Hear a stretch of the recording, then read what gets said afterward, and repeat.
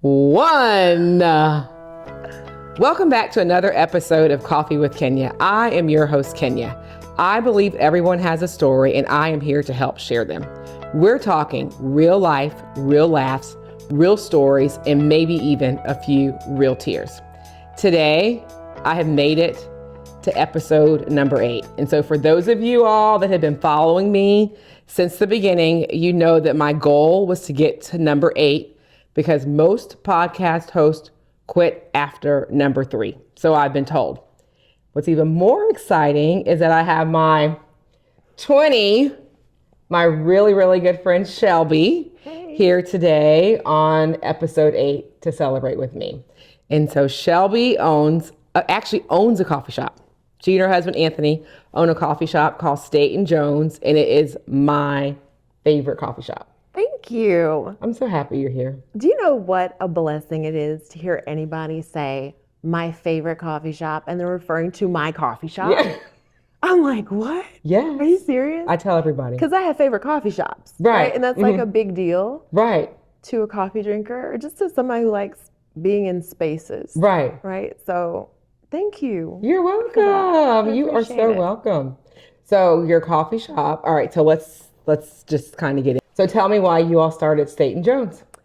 State & Jones is 18 months old, but in our heads, it's like 15 years old. So we're from Chicago. Right. We were starting a coffee shop in like 2009, 2010, somewhere around there. Economy was like, you ain't doing nothing. Oh, yeah, right. We're like, okay. So we had our LLC. We had all the groundwork laid out. We were literally in the car, I will never forget this, on the way to the bank to sign the papers for our financing and got the call that my husband was laid off. And we were just like, he made the biggest U-turn. I think like on Michigan Avenue. And we were just quiet. We just rode home. And we pulled up to the house, we prayed.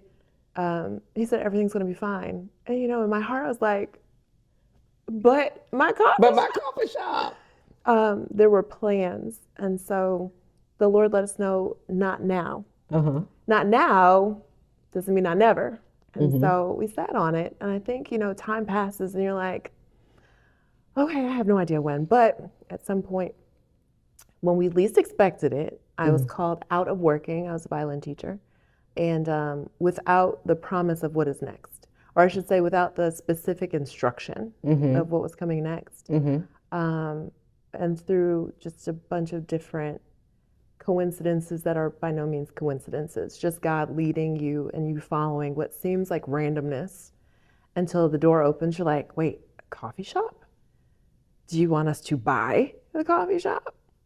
And then enough faith to say, okay, we'll take our savings and buy this coffee shop.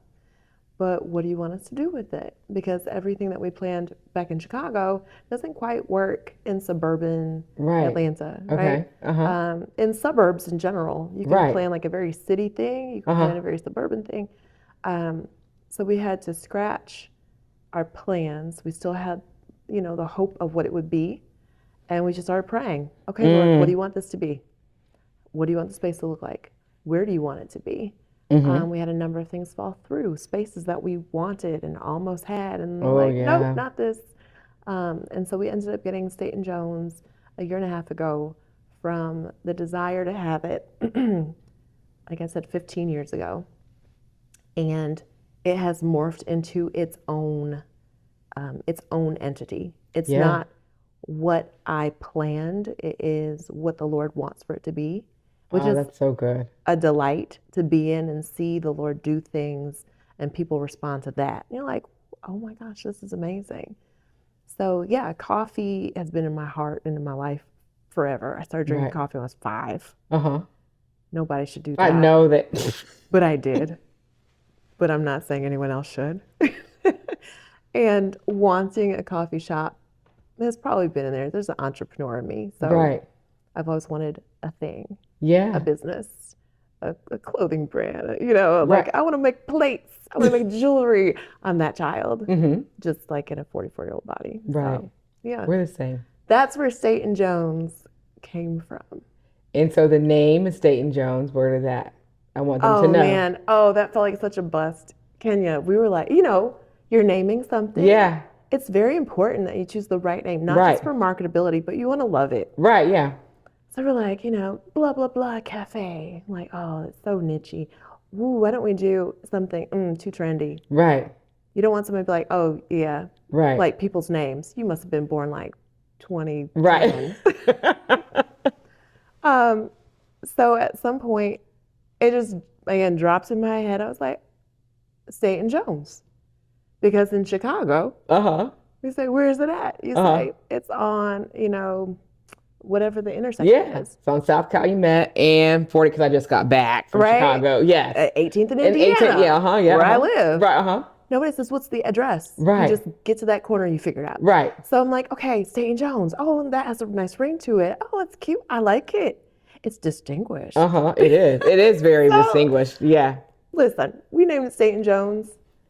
18 months later, people are still like, so why is it named Staten Jones? And they're sitting in the cafe, and I'm like, it's the geographic location. Right. They're like, Johns Creek? I'm like, yeah. I'm waiting.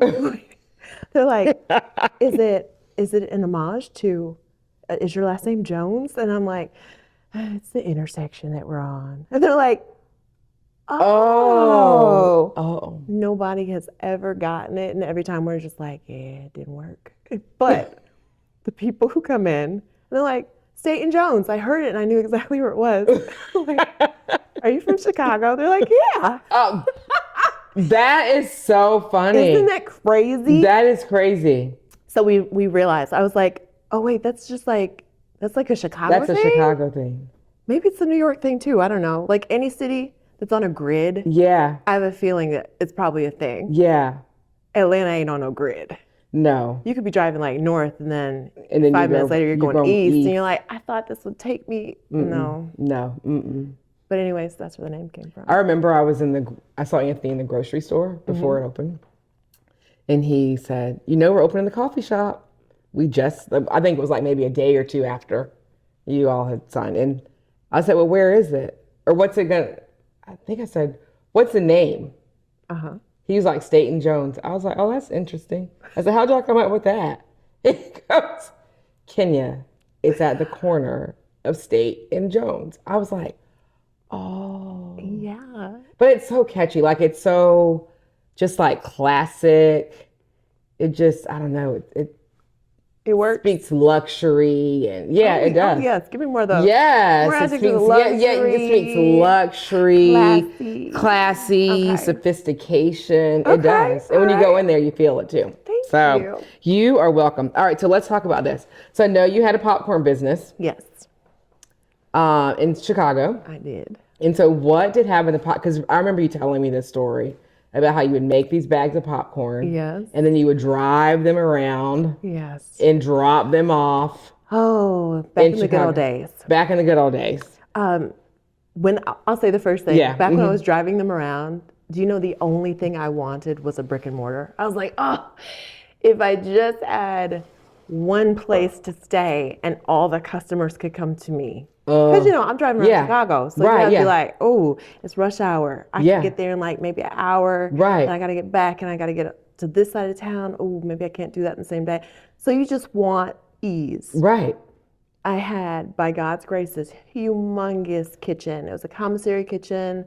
It was, they were able to rent it out as a commissary kitchen. They were licensed to do so. But it was like a backdoor kind of operation. Somebody said, well, we have the license, but we don't want anyone to know that, but we'll let you in. I was like, girl, God's favor. What? Yeah. This kitchen had to be like 8,000 square feet. Oh my gosh. Right? So I'm making popcorn. I'm running back and forth to the dehydrator, to their, pizza oven, where I would be doing like 12 trays of bacon at one time, because there was bacon in my popcorn. Oh. Yeah, we're going to talk about it. But I was moving so much, I was like, all I want is a little space where everything is close together, where I can stay and put things on a counter and people walk in my front door and they get what I'm offering. Right. Now in this space, it is 1,234 square feet. people walk in the door, they get what we're offering, and sometimes we got the nerve to be like, oh, if we just had more space. And I'm like, no, baby, this is what you asked for. And so I remember that. But with popcorn, it was a walk in faith. It literally was, I didn't plan on starting a popcorn company. I asked the Lord, can you walk with me in faith so my faith can grow? What better prayer? That is like, such that's what the Lord wants to hear. But on our part, it's like, know what you're asking for. Right. It will benefit you. But if you're walking in faith, you're going to have to walk in faith. That's how you're going to exercise it. So I just said, Lord, I want to walk in more faith. Can you, help me exercise my faith, faith. And in the meantime, I was making popcorn, loving it. People were coming to the house, tasting it, and they were saying, this is the best popcorn I've ever had. Lane Boots has been walking to the beat of their own drum since 2007. Born from a frustration with the lack of quality, comfort, and style in the boot world, they set out to create something better, boots that aren't just worn but loved. Use my discount code LANEXKenya20 to receive 20% off of your next purchase of Lane Boots. Really, popcorn was one of those things where I'm like, I'm hungry and I'm in a rush. Let me make some popcorn. Oh, it's too late to cook dinner. Let me make some popcorn, right? So I'm always making popcorn. Whoever's at my house is eating popcorn. Girl, you hungry? Let's get some popcorn. It's almost like a diet plan. I'm making pictures of like, maybe that's how I stayed small. Because you just ate popcorn. I'm just eating popcorn. And so people were eating it and telling me consistently, this is the best popcorn I've ever had. And I was like, hey, okay. I know how to make it taste good. If it's going to be dinner. Right. It's going to be some tasty popcorn. I'm still stuck on bacon. Okay, go ahead. We were eating popcorn, and one of my friends said, I don't even like popcorn. I was like, oh, girl, I'm so sorry. She was like, this is delicious. And she keeps eating it. She takes care of the whole bowl. I was like, that's okay. I'll make some more. She proceeds to eat some. She was like, I'm not eating all your popcorn. I was like, do you want me to make you some? She was like, would you? I said, sure. So we finished eating, whatever, hanging out. I made her this gallon bag of popcorn to take home. She's like, could you make me another one? Because my husband likes it. I want him to eat mine. I was like, you're wrong for that. I'll make you 2 bags of popcorn. I got you, though. So I made her 2 bags of popcorn. She saw one of her other friends after leaving my house who was like, oh my gosh, I love popcorn. And so she felt like, oh, I can't have 2 gallon bags of popcorn. Here, girl, you can have one. And her friend's like, are you sure? She's like, it's okay. Like, take it. Right. I don't know who this friend is. I literally met the strange woman on the sidewalk in Chicago, because that's how things you just on foot all the time. We stopped because we both had kids. We started talking. I don't know how she said, Shelby, do you know Shamia? I said, oh yeah, that's my girl. She said, are you the Shelby whose house you went to and you made some popcorn? I'm thinking, this is very random all of a sudden. She's like, she gave me one of those bags of popcorn. That was the best popcorn I've ever had in my life. And I just thought, what? Why do people keep saying this? And Lord, that's you. That's you. So when I have a lot of coincidences like that, very random things, right? It takes me a while, but I realize, oh, Lord, that's you. So I asked them, what are you trying to get my attention about? He said, start a popcorn company. I was like, seriously, what do you want my start a popcorn company. And so my future brother-in-law came to visit. He had my popcorn for the first time. My sister's like, my sister makes the best popcorn.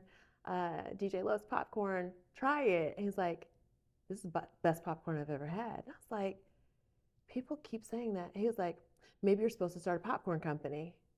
I was like, come again. Right. He left and he sent me a book. 2 days later, it gets to my house. How to start. Oh, he asked me, why wouldn't you? I said, first of all, I don't have the money. Second of all, I have these 2 kids. I don't have the time. Third, fourth, right. Fifth. All the excuses. So he sent me this book. It said how to start your own popcorn company with $500 or less. And I was like, someone wrote a book about that? So I said, okay, Lord, if this is you, I need your help. You need to provide everything that I need to move forward, because you know you know what I have, and I'm willing to follow you, but you have to make it possible. So I proceeded in faith. I bought some paper bags. I put a stamp on. No, I didn't. I ran through my printer and the computer. I designed a logo. I, did all of this stuff. I would tell my husband, I can see this, and he would make it like real. I think it should be like this. Then we scheduled friends to bring a friend we didn't know, so we could do like a taste testing party, and we just, very grassroots. Right. One of those people introduced me to her friend at her birthday party. She was like, "Oh, this is Shelby. Shelby's this and this and this and this and this." I'm like, "Oh, thanks so much. I gotta go get these babies to bed." "Oh, wait, Shelby." And she just keeps talking, and I was there, and the Lord said, "Just wait, be patient." And I'm thinking, patient for what? I got to get home. She proceeded to talk, and at the very end, she was like, "Oh, silly me. I forgot to tell you, this is the buyer for Whole Foods." And she walked away and left me standing there. She just told him, "This is Shelby. Shelby has a popcorn company." No, I had popcorn in brown paper bags at that point. Okay. It's a company. Brown paper bags that I was processing through a computer printer. Shelby has a popcorn company. She makes the best popcorn I've ever had. It's like everyone who tastes it loves it, blah, blah, blah, blah. And she walks away. And now I'm standing there with the buyer, the regional buyer for Whole Foods Midwest. He's like, "Oh, I would love to sample some of your popcorn. Where are you sold?" I was like, "Right now, just online." Only available online. He's like, "Okay, I'll take my card." I went home, and to not make a liar of myself, I posted it for sale on Facebook. I was like, I cannot. Right. I can't lie about this, but I also need to like pick up the pace. Pick up the pace, yeah. So yeah, I had to really start listening. Whatever the Lord said, like he told me, just stand here, be patient. And then, this is the Whole Foods buyer. So it ended up becoming a small business locally that was sold in 40 retailers. We were in Whole Foods, we were at Navy Pier, we were at Plum Market, a number of different grocery stores. We were, of course, online. We had our own .com and trade shows and markets, and the Water Tower Place, Let Us Entertain You, restaurants, Beatrix Market, carried it. I mean, people would just come out of the woodworks and email me. I got an inquiry from Sam's Club and from Target and from 7-Eleven. And in the meantime, it was just me. It was just you. It was just me making popcorn at night in this commissary kitchen. And they would reach out wanting to speak to the business manager, wanting to... It's like, hello. Let me put on that hat. Hello. Thank you for your inquiry. I can only imagine, had I had the infrastructure to complete those kinds of orders or to be able to receive that kind of business. Yes, 7-Eleven, I would love to. Yeah. Hotel chains reached out, like international ones. And I would always think, where did they find me? Like, Lord, how is this happening? He said, with me, all things are possible. Yeah. It wasn't the goal to be a multimillionaire off of popcorn. Right. It was to walk in faith. I had to walk in more faith during that time in my life than I had ever before then. So it taught me how to make some really good bourbon bacon caramel corn. Ooh, I need some of that. Listen, people still text me during Christmas time like, "Hey, girl, you making that bacon popcorn?" I'm like, oh, if only I had time. Yeah. But if I do, I'll bring you some. Okay, please do. Yes. Please bring me some. I just love that faith journey and just the walk. And I feel like your story has so many stories of just faith and just trusting. And there's so much. Well, let me just say this real quick. So Shelby and I did not talk to each other at all. No, she's telling the truth. At all. And she showed up at my house with this hat on. And a hat on a hat because I've been traveling yesterday. Listen, this was a quick fix for hair. Sometimes the hat's cute. They're cute. But if they're you take fixed the for hat, hair. Yeah, listen, it's the whole situation. It is the hair. That's why I have this hat on now. The hair. So I just think it's so funny that we twin a lot. But we also Plaid. We both have on the plaid. Yep, jean. Yep. The jeans and the sneaks. Yeah, we're twinning all the time. This happens like more often than not. Mm-hmm. We have on the same colors. Or that one day I will never forget. We had on literally the same outfit from head to toe. Yeah. And then we also had the same makeup and our blonde braids in a top knot. Yep. And we just stood there like, okay, what? How now? How does this work? How does this happen? Yeah. And then people say, are you guys cousins? Are you related? Or like, we're sisters. No. And we met in church. So we met in church. I didn't even tell that part. Yeah. Because we got into, we met in church. And, okay, come on, Mayor. Yeah. Mayor Kenya. I'm not the mayor. I'm not the mayor. Tell the people how we met. Oh gosh, it's such a God story. I mean, truly, in church, I think people would say like, you need to meet me. And someone said, I need to meet Shelby. And then many people. Have you met Kenya? Oh, are you one of Kenya's friends? I said, who is this Kenya? They said, oh, you have to meet Kenya. This happened for months. Yeah. Months and months. Mm-hmm. Then when we finally just like ran into each other one day, like, oh, excuse me. I think I was talking and you were like, oh, you're Kenya. That was how. Yes. You're like, who wants to know? I know. I said, okay, let me recant. I'm Shelby. You said, oh, Shelby. And then we just started talking. I was like, yeah, everybody wants first to meet. You're like, well, we must be meant to meet. What's your phone number? Let's get together. I was like, oh. She's very forward. Okay. Well, that was a first too. Yeah, I know it was. Yeah. I was like, I appreciate that you were so intentional. You're like, give me your phone number. Come on, we got to get together. I said, well, all right. Then we got together. We're like, why weren't we friends? Right. Like 20 years ago. Right. We should have went to college together. We should have. Then we'd be best friends from college. We would. But I have one. If she watches this, you're still my best friend. I know. Same. Look. I'm not even my best friends be like, like, pump your brakes. She's my best friend. Yours. Look, we're everybody's best friends. I will say that about you. Like, your personality is one that just connects with people and all people. And so I love that about you because, I don't know, it's just the brightness, like a light about, like you can see God's light in you. And so I feel like people are just drawn to you. Every time I go into your shop, like you just talk to people like you've known them all their life. And that's a gift. Thank you. It is. I'm not going to cry. You're not going to make me cry. Well, it's real tears. Listen. It's like, no, just suck them up. Don't suck them up. It's okay. It's okay. Back up. But it's okay. But it's true. It's humbling to hear something like that. Yeah. You know, like, I don't know what I'd be out here looking like. My sister, my god sister, who's my sister, would always say, don't be out here in them streets looking crazy talking about you love Jesus. He don't need that representation. That is funny. It's so real. That's so funny. Real. So it's like, know what you looking like out there in the streets. Talking about you love Jesus. But it's okay. I mean, Jesus, look, he calls us all. He does. He calls them all. He does. And then he calls us higher. Yeah. You know, so it's like, put your personality aside. Maybe not the whole thing, because he gives us these very specific personalities. But like the not so pretty parts of you that you can't give the excuse of like, well, God made me this way. No, he didn't. You picked that up on your own. So, you know, there's those things. I'm always mindful.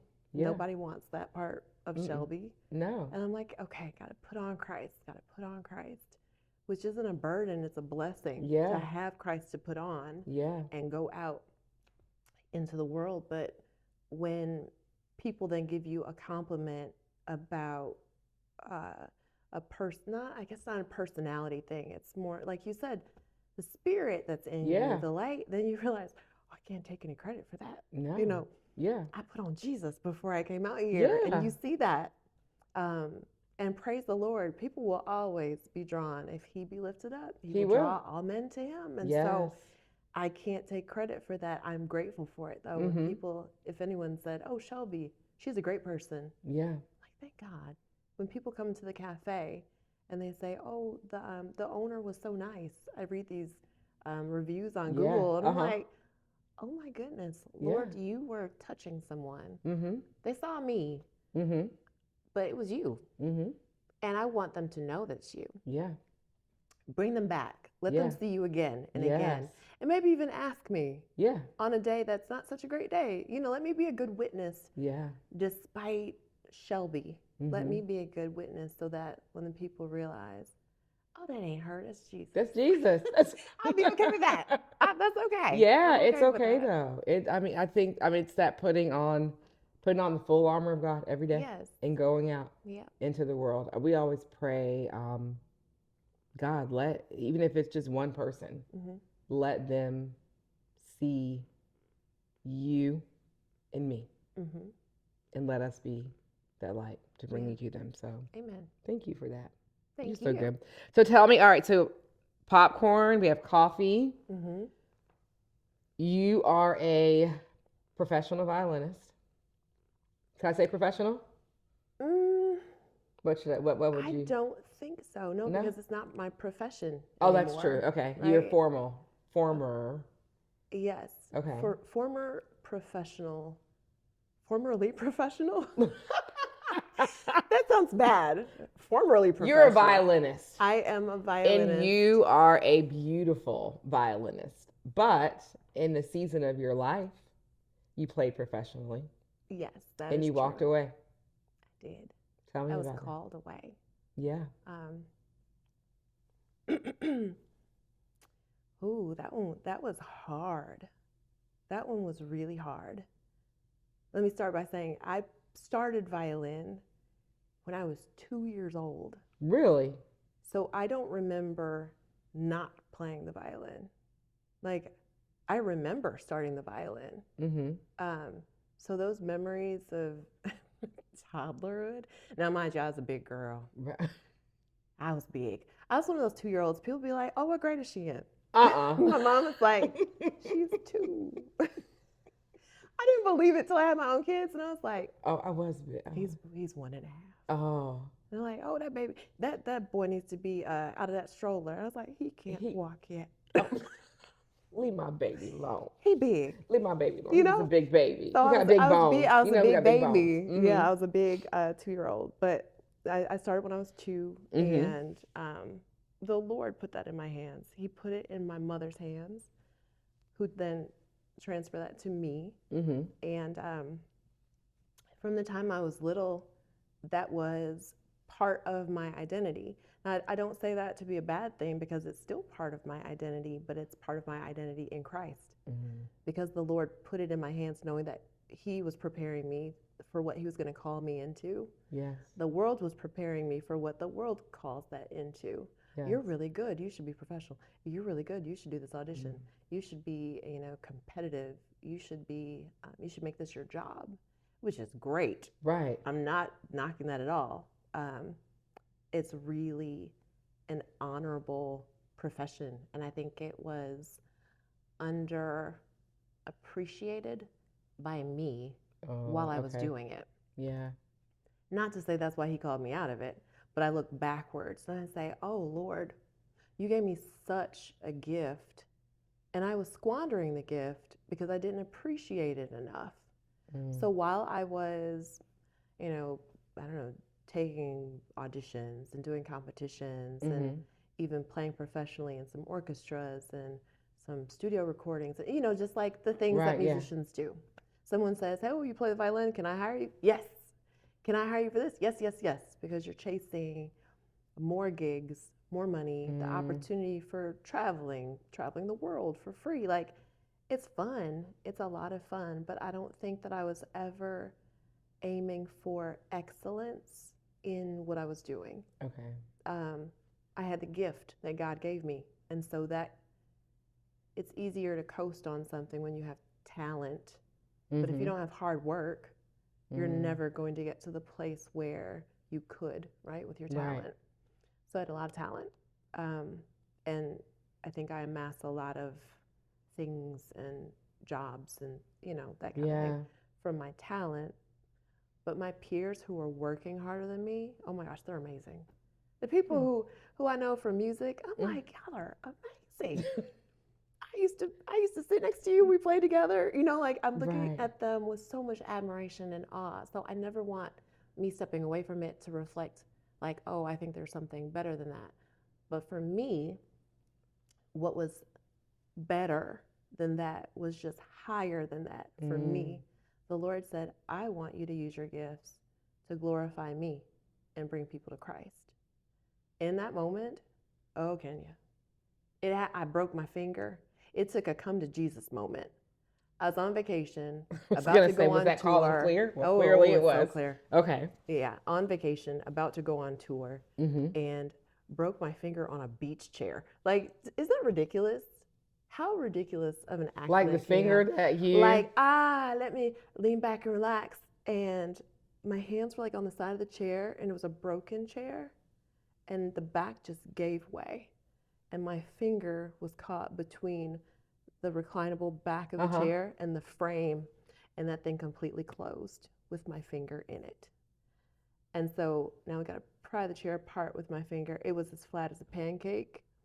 I don't remember it was shattered, but it was bad. It was bad. It was bad enough that God It was took like, 2 okay, months. listen. Yeah, 2 months in a finger splint, and I was a week out of a tour, and I just went up to the hotel room, and I had my come to Jesus moment. I sat there and I was like, Lord, what? Like, I felt like I should have been protected. What happened? I need this. And he had told me not to go on tour. And I thought, I have to. I have a mortgage. I have to make like my part of our finances, right? It's a lot of money that I'd be saying no to if I don't go on this tour. And how will I make this up? You just here at home taking gigs. I've got to go. So my disobedience when the Lord called me out of that tour was the open door for the enemy to be like, you're not listening to your father. I was out there in them streets, in them spiritual streets. Yeah. And the devil's like, got her. And so I broke that finger. Now I have to cancel the tour, right? But I'm sitting in the hotel room and I was like, Father, what? I'm trying to use my gifts. Yeah. I'm trying to use them because you gave them to me. Boo Right. hoo hoo. What do you want me to do? Right. And it was so clear. I want you to use your gifts to glorify me and bring people to Jesus. And I thought, what? And I'm like, did I make that up in my own head? Who makes that up in their own head? I was like, oh, I don't think I heard that right. Right. Of course, because we never think we heard it right when he says it. And then he dropped this name, Jamie George, in my head. And I was like, who's that? I had seen it on a CD liner like years prior. And it just popped up in my head as if I knew this person or as if he was like all over the place from a CD liner. So I was like, who is that? I type it into Google and it comes up on my screen. Jamie George, violinist for Christ. I was like, oh, you're here. You're talking to me. Now the Lord has spoken to me before. Yeah. But sometimes he comes knocking on your door and you're like, you're like, nope. Do you hear that? Right. I don't hear that. You can not hear some things and other things you're like, someone's knocking on the door. Yeah. Right? And then you don't let them in and then you hear the click and the key and you're like, someone's coming in the door. It was one of those moments. I was like, oh, okay. Then I just felt like, I don't know how to do that. I've been playing the violin since I was 2. Right. It's been like almost 30 years. How am I supposed to use my gifts to bring people to Christ and glorify you? I don't know how to do that.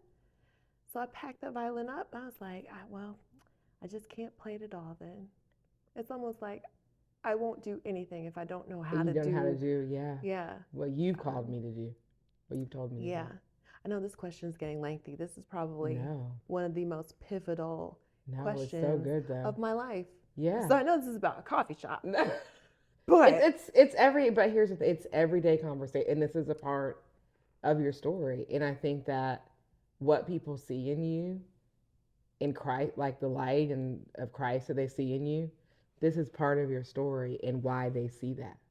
Amen. It is. Right? And so if it wasn't a part of your story, like that's shaped you. That's a part of how God has molded you into the person that you are today. Amen. In this story. Definitely. Yeah. Yeah. This is one of the most monumental. Yeah. Someone can say, when did you start walking in your calling? Like, oh, yep, that was it. Yeah. I remember the day the Lord said, I want you to use your gifts. Anyhow, you want to hear it's not funny. Give me a better word. The ironic. Yeah. We'll see if it's ironic or if it's funny. Okay. Or neither. I went on a tour. You went on the tour with a broken finger? With a broken finger. Do you know how? How? When you make a decision for faith, the devil will give you 100 options and opportunities to renege on that. Well, you don't have to play. How am I going to not play on a tour? Didn't you used to be a road manager? Yeah. For performing ensemble? Yeah. We need a road manager. It's like I'm a violinist. I know, but you know, like you have the skills of, yeah.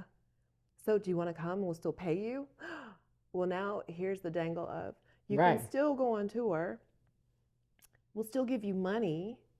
You don't have to play the violin. I know God said, like, you know, this is what I'm imagining the enemy trying to give me these options. I know the Lord told you, he called you out of the space of performing. Well, now you're not doing it. You're not performing. You're just getting that money, girl. I was like, yeah, I won't be playing. So it's not like I'm being disobedient to use my gifts, not glorifying him, not bringing people to Christ. I'm just going on tour and getting the money that I was going to miss out on. Okay, I'll go. But what did the Lord say first? Before he ever even told you, I want you to use your gifts to glorify me and bring people to Christ. He said, don't go on tour. Right. Why? Because he wanted me to have faith. Instead of chasing the check, he wanted me to say, Lord, I know that you'll provide. If you tell me not to do it, I won't do it. And I know that there's no loss. There's only gain in following you. I wasn't spiritually strong enough at that point. I went on that tour. Bad decision. She said bad decision. But I remember he woke me up one day. It was an off day. So, you know, when you get like, oh, I finally have a day off, and you wake up at 5 in the morning, you're like, no. Right. Now I gotta go back to sleep. I still can sleep. I just couldn't go back to sleep. And I was mad.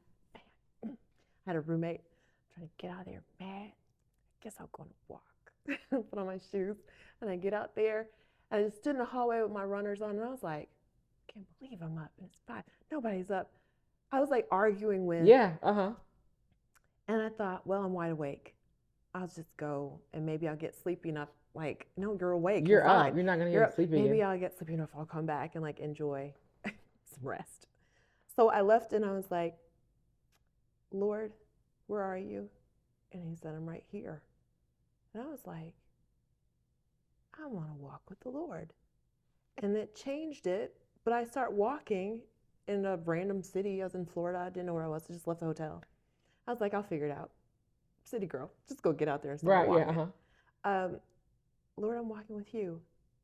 And he said, I told you not to come on this tour.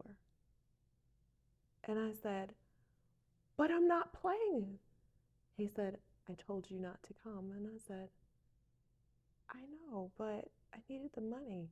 And I'm having this real-time conversation with him. He said, I've called you out. And I thought, but I don't know how to do that. I don't know where to begin. I don't know, you know, I'm just pouring out my heart. And I was complaining and I said, and I'm so lonely. And I think I morphed from the call into where I was at that moment on the tour. I said, I'm so lonely. It feels so dark. Where are the Christians? Like, where are we in this world? I know that you're here and that I'm walking in faith with you, but like, where are the other people? And I was so broken. I might have been crying, like physically crying at that point. I didn't even notice I had walked into a farmer's market. I was like in the middle of a whole bunch of people and I stepped in some dog poop. And I was like, it's just snapped me right out of talking to the Lord. And I was like, I just stepped in some dog poop. Like, you gotta be kidding me. So I go to the dog tent and I'm like, hey, one of the dogs pooped. Can I clean my shoe off here at the dog tent? They were like, no, we don't want that in our trash. I was like, the animal tent? They're like, no, sorry, we don't want that. It'll smell up. And I was thinking, it's the animal tent. It's the animal tent. Right.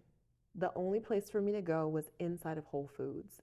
So didn't want to track the dog poop. So I'm hopping on one foot. So now I look like a runner who maybe hurt themselves out on a run, hopping on one foot. I hopped into the bathroom. I'm hopping. I got a finger cast on. And this lady came in the bathroom and she had so much light. And I was in such a dark space. The light was so evident. And I also was in this rut. I said, it's too early for all that. She's like, good morning, Hey, girls. And I'm like, who is she talking to in the bathroom? Right. At now like 6 a.m. at a Whole Foods. And she came up to me and she said, super Southern, oh my goodness. And I thought, don't take all that. Mm-mm. Are you okay? And I was like, I'm fine. She's like, can I pray for your ankle? And I was like, oh my goodness. Like I didn't expect that. I said, no, it's really fine. It's not broken. I just have dog poop and I didn't want to get on the floor. She's like, oh, well, can I pray for your finger?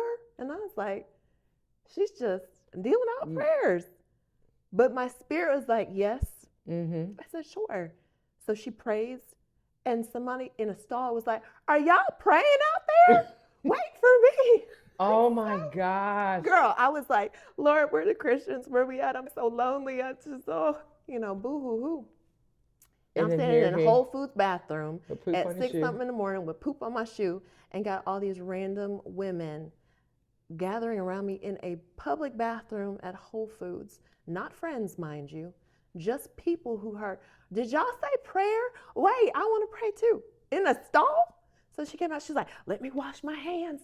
They were Southern to the point, my annoyance was with, why am I in this situation? And it was painting everything real, just fed up. Their love broke through that to the point of tears.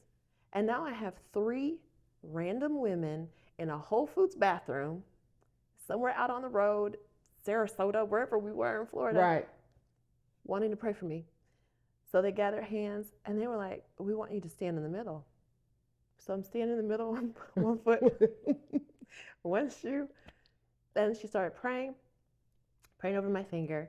And then she started speaking prophetically. And my eyes opened. And I was hearing what she was saying. Lord, we know that you've called her to something. You've called her out. You've called her out of the space that she was in into a new space with you. And I'm like, how do you know that? They said, Father, she needs she needs that finger to do what you've called her to do. I'm like, you're telling them our business. I just felt like, what? And 3 random women. And she said, oh, Father, you have her on a stage. Oh, she needs those fingers. She needs those fingers. And finished praying. And she said, what do you do? Because I see you on a stage in front of many people that have been prophesied over me. And she said, ministering to people? Uh-huh. Are you a minister? I said, no. She said, are you sure? She said, what do you do? I said, I play the violin. That's what it was. You minister through music. And I said, God told you that? She's like, I saw it. And then she said, that's why you need that finger. I'm looking at her like, lady, who are you? Gosh. What else did he tell you? Shelby. She said, he called you apart. I said, he told me that this morning. She said, you go do what the Lord told you. I said, yes, ma'am. She came back in the bathroom. She said, have you ever heard of a prophetic violinist for Christ? I said, no, I haven't. She said, do you know you have the gift of prophecy? I said, yes. And she said, well, there it is. You have the gift of prophecy and you play the violin. She walked out the bathroom. I was like, what in the world? So that began the real, because Faith Walk started before that, but like the real. There's points, right, on our path, and you put markers in them, and God's like, and you'll remember this landmark right here. And then you get to another one. He's like, you'll remember this landmark. That's so good. And so that is one of the biggest landmarks. That's so good. Oh, that was a long answer to your questions, girl. You got to tell me. Come on, Shelby. Come on. Wrap it up, Shelby. That was so good, though. That was it.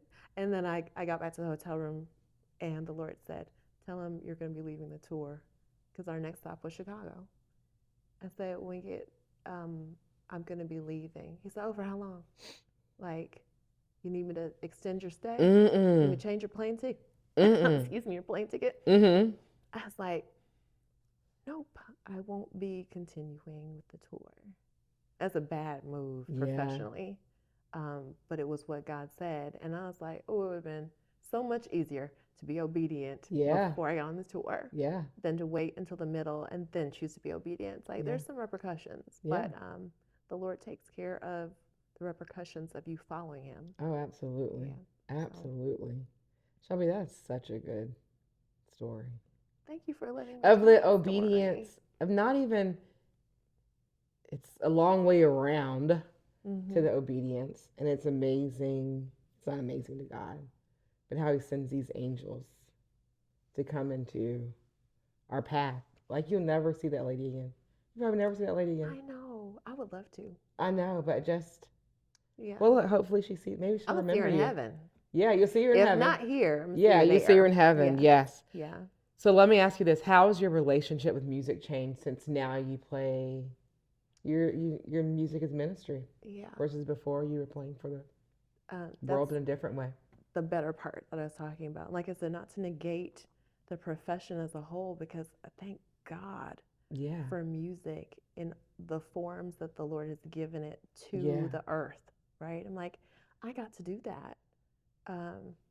And in a different, situation, had He not called me out, I'd still be doing exactly that and loving it. Yeah. But being called out of it, it wasn't out of music, it was out of my purpose in the music. Yeah. To a higher purpose. That has made me value it. It made me value it more. Yeah.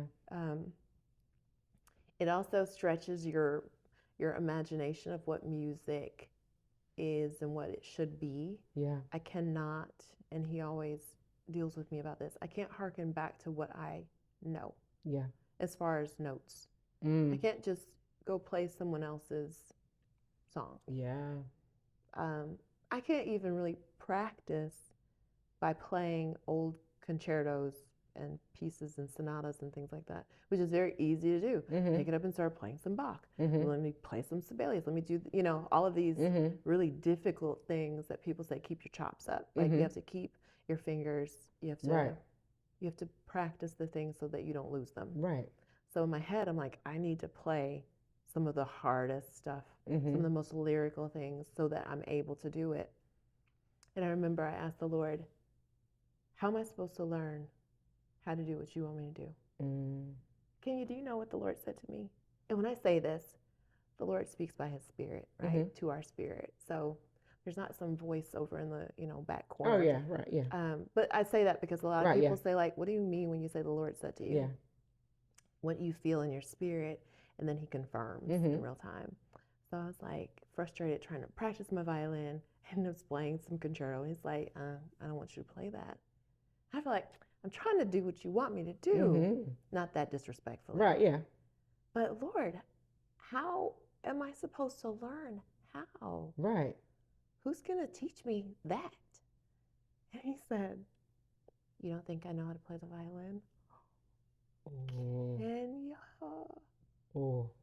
I was like, my brain exploded. The whole concept of, girl, I'm God. Yeah. You don't think I know how to play? Right. I was like, I got this. I already got this. Shelby, I got this. He's like, I got this. Why are you worried about it? So exciting. Yes. That part, I mean, like, you practice and you work toward being able to be accepted in someone's studio, go to this school, have a master class with this person, and you say, oh, I studied with so-and-so. Right. And that garners, like, respect in the music community. They're like, oh, you must be something. You studied with so-and-so. I study with God. I study with God. I study with God. Who taught you how to do that, God? God. Literally. Now, you could take the answer or leave it, but right. It's the truth. But it's the truth. Yeah, that changed.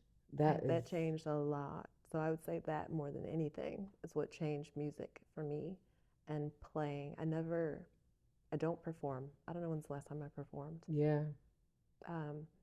But when I get to minister, knowing this is the anointing, This is the call, and this is God Mm-hmm. through me. Mm-hmm. What does that take? My preparation and my obedience. Yeah. That's it. That's it. Yeah. Obedience, preparation, and then get out there. And what you gonna do? I'm not gonna do anything. God's gonna do something through me.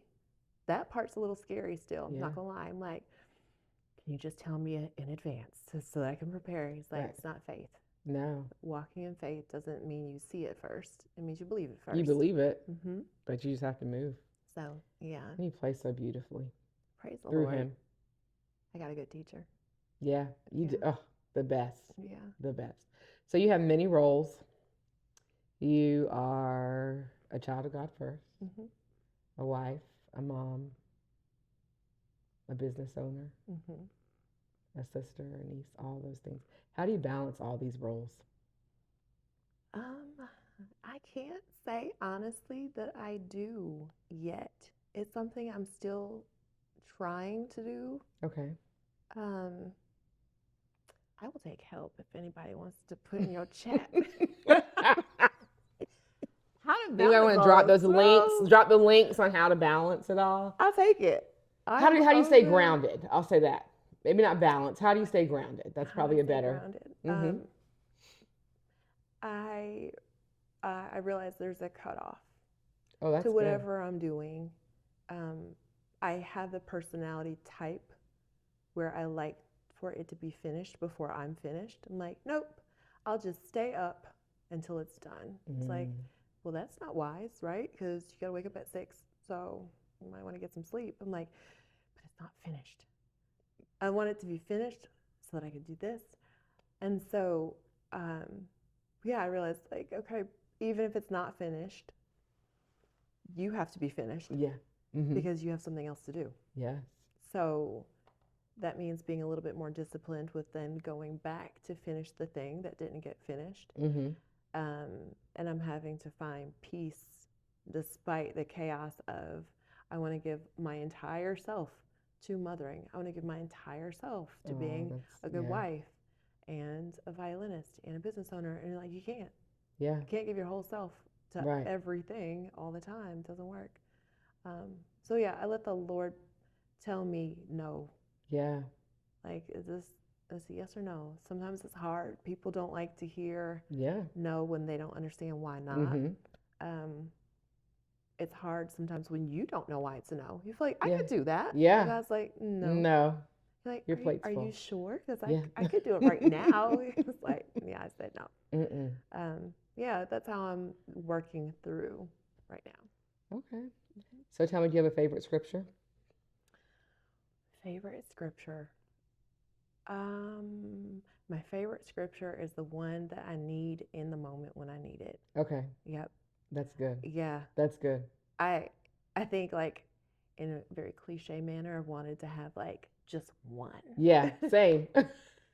Same. I'm going to put it on my notebook. That's it. I'll wear it on a t-shirt. I'll memorize it. Yeah. And that's good. That's a good thing. We got to memorize some scripture. But then I've realized, no, when I am in the middle of something and the Lord calls up something from James or 1 Corinthians or wherever, Genesis, I'm like, that's what I need. That's what you need. It's the answer. Yeah. So I can't just choose one answer. It's whichever answer he gives me in the moment.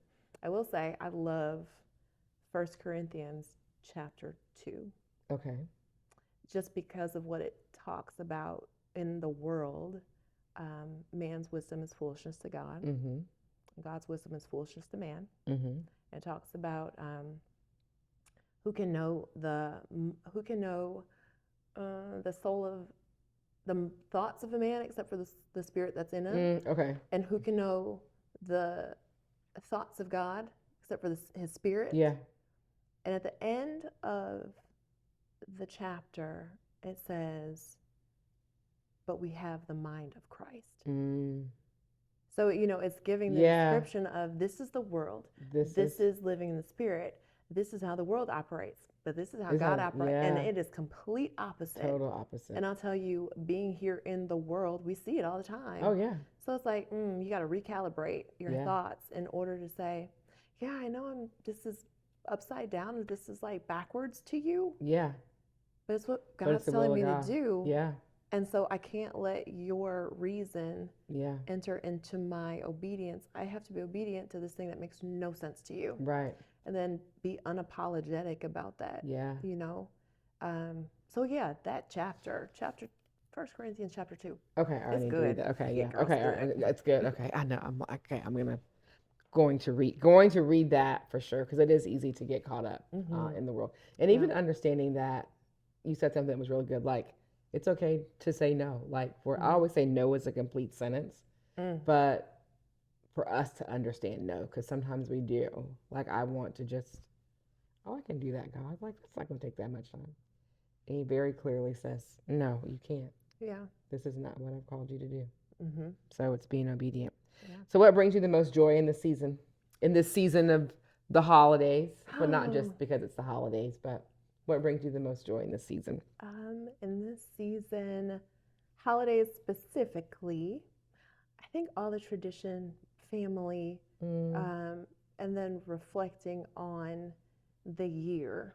Okay. Right? Like we were saying earlier, you think back, when was that? Oh, that was this year? My goodness, that was a long time ago. Right. And also 2025 has flown by. Girl. Like what a dichotomy. It's so long ago, but also the year has Right. been so Yes. fast, right? So yeah, I think how fast a year goes by, and to be able to just sit and reflect on all of it in December. Yeah. When we're about to come up on a new year and we're celebrating the birth of Christ. Yes. I think about that. I'm like, man, it changed the world. I mean, I think that sounds so simplistic. So, but I'm like, my goodness. I went to. What did people do before that? Well, I went to, so yesterday, I was in Chicago yesterday, and we went to Soul City Church. And so the message was, called it Culture Christmas, and how we've created this culture around Christmas and gift giving and snow and trees. And making sure, as I'm looking at this tree that still needs to be decorated, and I'm like, I gotta get the tree out. But it's not about that. Like, right? God, he died on the cross. He gave his life. He was born, for us. He was born again for us. Yeah.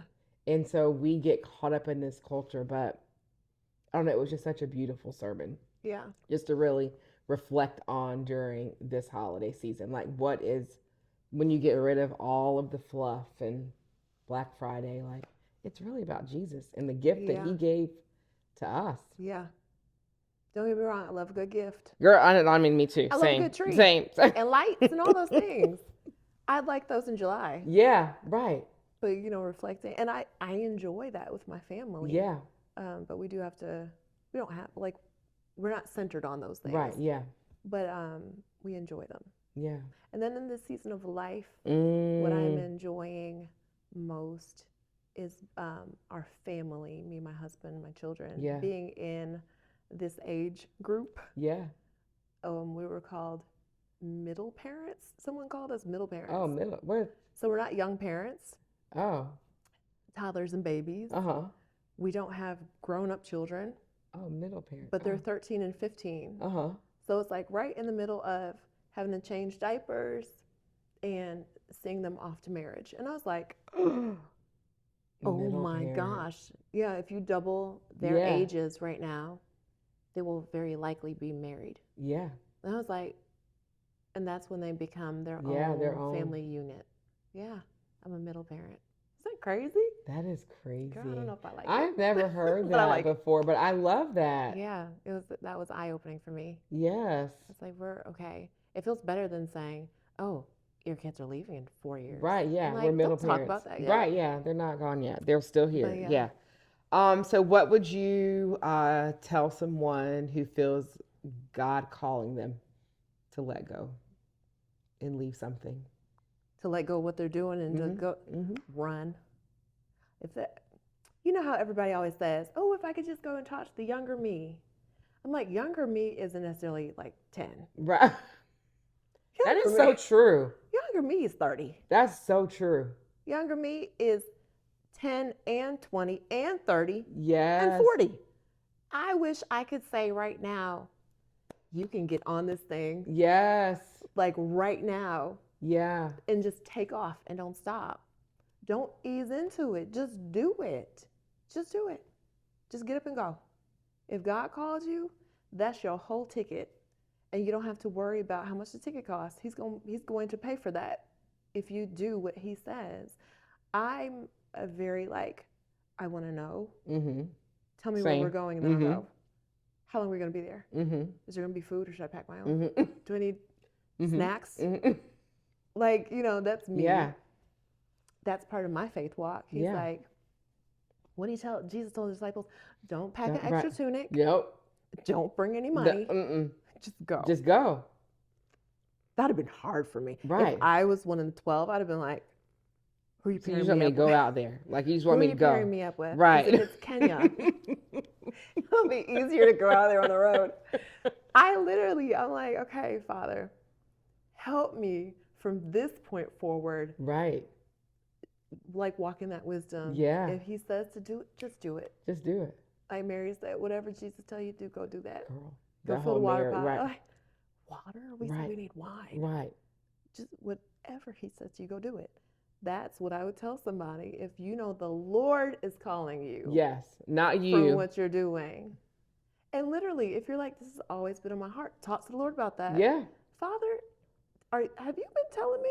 Right. Because you're really not accountable until you know. Once you hear it, it's time to go. But yeah, Lord, I've always wanted to do this thing. Am I supposed to go back to school? Am I supposed to not go to school? Mm-hmm. That's a hard one for some people. Oh, yeah.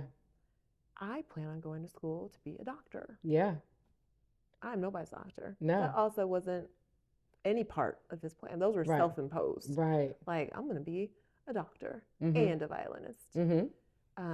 I'm glad I didn't get caught deep. I think that'd have been a harder path to step away from. Yeah. But yeah, if he's calling you out, go. Yeah, it's hard for people. I mean, including there have been times he's called me, and I look back on my younger self, 35, whatever, younger self, and say, oh gosh, if I had just listened. Yeah. When he called. We've talked about this. We have. Because there's a couple things in the earth right now that I told you, the Lord told me to do that in 2018. Mm-hmm. And now them people did it. And they're billionaires. I'm just using that loosely. Multi-millionaires. Oh, yeah. And not to just be chasing money, because that's not about it. But if the Lord is trying to bless you, and you're like, I'll think about it, somebody else will do it. Oh, absolutely. And then to see that as an example of, wait, what? They God told me to do that. Yeah, he did. But you didn't. But you didn't do it. You didn't move. Listen, girl. If I don't understand the obedience. I have a journal. Right. Yeah. All the things. And they're not like lamenting. It's more like a reminder. Yeah. Oh yeah. I remember when you told me that. I wrote it down. Yeah. I didn't do it, but I wrote it down. And now I see it, and I wish I would have done it. But, you know what I love? Like now in this season, I'm writing down in my journal, and I'm learning. As you grow your relationship with Christ. Then he starts you're like, oh, I did that, and you answer. Mm-hmm. Yes. It's such a different. That's a different kind of journal, right? Yeah. This is what he said. I did it, and this is how he showed up. Yeah. This is what he said. This is how he showed up. Like, my goodness, he never didn't show up. Right. Yeah, he doesn't ever not show up. It's just us who don't show up sometimes, And I think we have those memories, and they can be painted wrongly. Mm-hmm. Some people focus on what didn't work out. Mm-hmm. And then they factor God into it in their imagination. Mm-hmm. He didn't show up. No, he never told you to do that. This didn't work out. You weren't called to that space. Right. I tried to make it work and it didn't. Maybe that was his grace, not him not showing up. Right. God is never absent from us. He said he'll never leave us or forsake us. Right. So then if we take the biblical truth and apply it to the situation, all of a sudden it's like, oh, where did I miss it? No, I must have missed it somewhere. All my emotions were wrapped up in it, so it feels like you did me wrong. But the word says you'd never do me wrong, so where did I miss it? Right. And enough humility to be like, okay. This is, that was me. That was not him. That's not him. Yeah. Shelby, this has been so good. I love sitting down with you. Oh, it's so... Look, we got our time. We got our time. We've been talking about getting together. Yes. I didn't realize it would be like this, but this is like we the did best. it. Yeah. We did it. Thank It's been too you. long. All right, so my last question. Mhm. 2 questions actually. Okay. And all right, so we got, just got a few minutes because you're mom. You got mom roles. So we Oh yeah. gotta pick up these. I'm not even gonna look at my watch. Should I look? No, don't even look. Yeah, so we got to, Okay. yeah. Go. Right. We got 6 minutes. Okay. Favorite coffee? Ooh. Oh, that's easy. Flat white. Oh, okay. Yes, I love a flat white. No sugar, no nothing. I like oat milk. Okay. Although, yeah, no, I like oat milk. But you make so Shelby makes her own oat milk. Yes. At the shop at State and Jones, and it's amazing. It's so good. It's fresh. It's fresh. I know that's why it's so good because it's fresh.